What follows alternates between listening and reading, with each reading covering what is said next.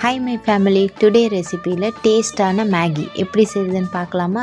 ஒரு கடாயில் எண்ணெய் போட்டுட்டு லைட்டாக சீரகம், பொடி பொடியாக நறுக்கி வச்சுருக்க வெங்காயம், ஒரு பச்சை மிளகா, கருவேப்பிலை இதை போட்டு நல்லா வதக்கிக்கோங்க. ஒரு 2 நிமிஷம் லைட்டாக சால்ட் ஆட் பண்ணிக்கோங்க. ஏன்னா மேகியில் ஆல்ரெடி சால்ட் இருக்கும். ஸோ கொஞ்சமாக ஆட் பண்ணிவிட்டு அதை ஒரு கிண்டிட்டு லைட்டாக இஞ்சி பூண்டு பேஸ்ட் இருந்துச்சுன்னா கொஞ்சம் போட்டு ஒரு 2 நிமிஷம் நல்லா வதக்கிக்கோங்க. வதங்கின பிறகு ஒரு சின்ன தக்காளி பொடி பொடியாக கட் பண்ணி வச்சு அதையும் அதில் ஆட் பண்ணி கொஞ்சம் தக்காளி வதங்குற வரைக்கும் நல்லா மிக்ஸ் பண்ணிக்கோங்க.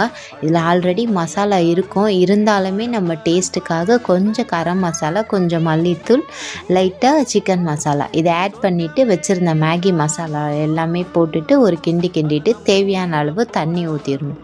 தண்ணி ஊற்றி நல்லா கொதித்து வரும்போது நம்ம ஆல்ரெடி வச்சுருக்க மேகி எல்லாமே அதில் போட்டு கிண்டிகிட்டே இருக்கணும்.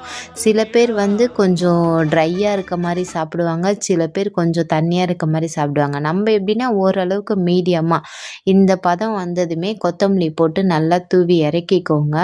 இதை சாப்பிட்டு பார்த்தீங்கன்னா டேஸ்ட் அல்டிமேட்டாக இருக்குங்க.